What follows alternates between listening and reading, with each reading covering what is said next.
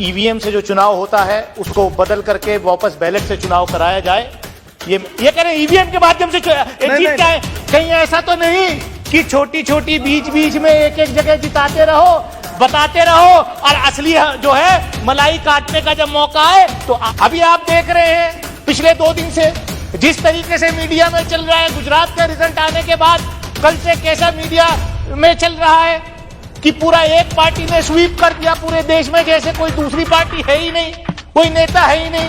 अरे 3 जगह आपकी सरकारें थी, गुजरात में भी आपकी सरकार थी, हिमाचल प्रदेश में भी आपकी सरकार थी और दिल्ली कॉर्पोरेशन में भी आपकी सरकार थी। 2 जगह आप हारे, 1 जगह आप जीते, लेकिन नैरेटिव ऐसा आप बना रहे हैं कि देश में विपक्ष बचा ही नहीं है।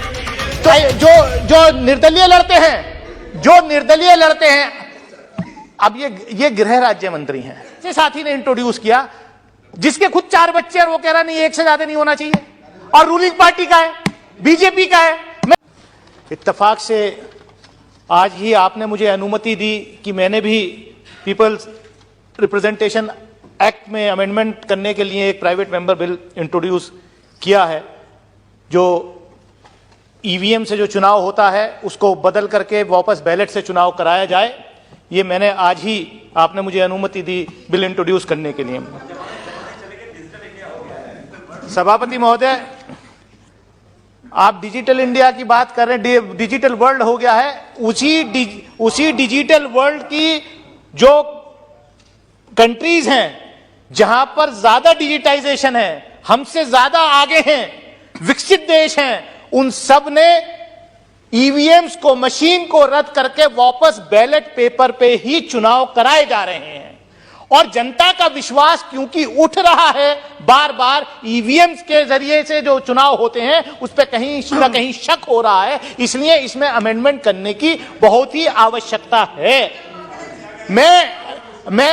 इसीलिए मैं कहना चाहता हूं सभापति महोदय कि हमारा देश मल्टी पार्टी डेमोक्रेसी है। जो संविधान के निर्माता थे बाबा साहब डॉक्टर भीमराव अंबेडकर और उनके साथी, बड़ी सोच समझ के हमने ये संसदीय प्रणाली उन लोगों ने इस देश को दी है।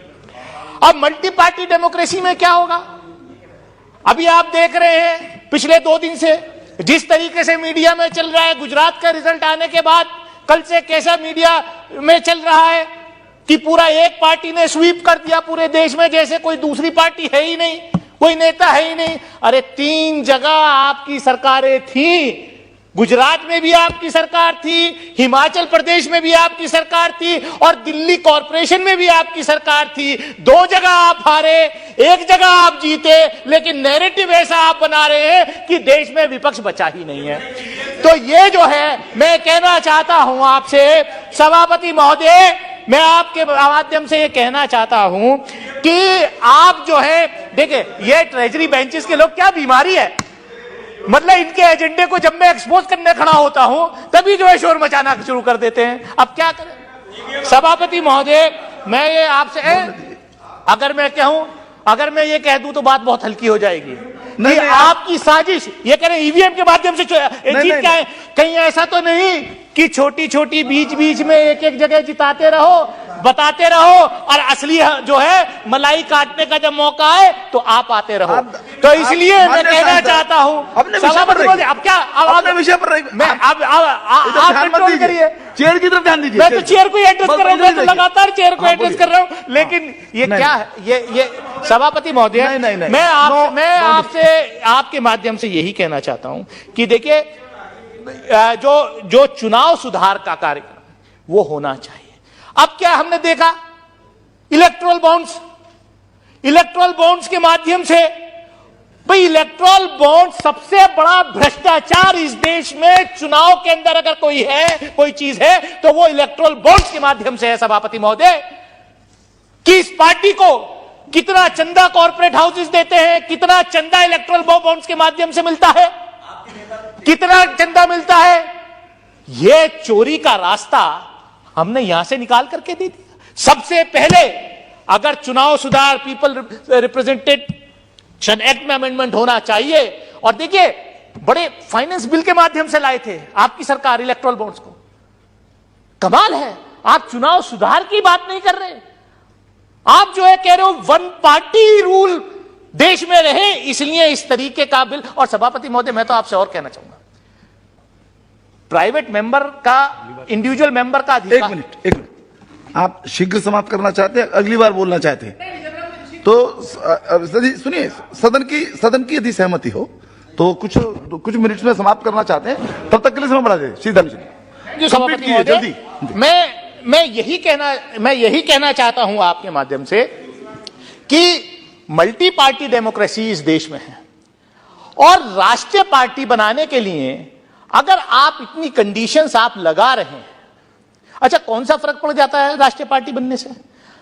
अगर मल्टी पार्टी नहीं होती, गुजरात में 2 पार्टी नहीं लड़ती, तो आज आप ये जश्न नहीं मना रहे होते। मैं वही कह रहा हूं, आज आप ये जश्न नहीं मना रहे होते। और राष्ट्रीय पार्टी का मतलब तो खाली एक सिंबल जो है वो रिजर्व हो जाता है। जो निर्दलीय लड़ते हैं, अब ये गृह राज्य मंत्री हैं।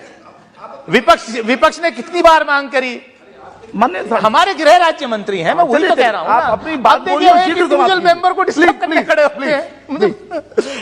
सभापति महोदय, मैं आपके माध्यम से मेरा कहने का मतलब यही है कि चुनाव के अंदर चुनाव सुधार होना चाहिए, जो पीपल्स रिप्रेजेंटेशन एक्ट है।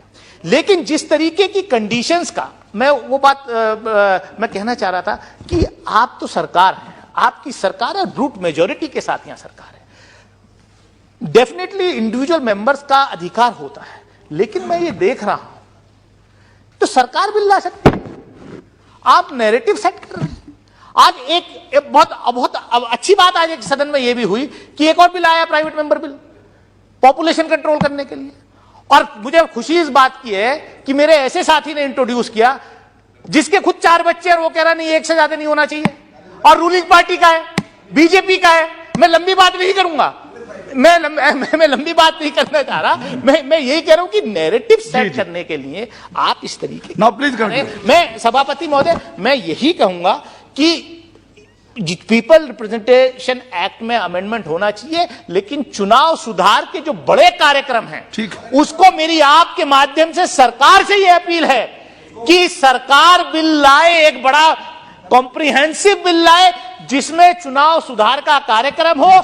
ये जो है वन पार्टी रूल का जो सपना ये देख रहे हैं, जो हमारे पूर्वजों ने जो आजादी दिलाई, जो ये संविधान बनाया, उसको लगातार डिस्ट्रॉय करने की जो कोशिश कर रहे हैं, वो नहीं होनी चाहिए। मैं इन्हीं शब्दों के साथ अपनी बात खत्म करता हूं। सभा की कार्यवाही सोमवार दिनांक 12 दिसंबर 2022 को प्रातः 11 बजे तक के लिए स्थगित की जाती है।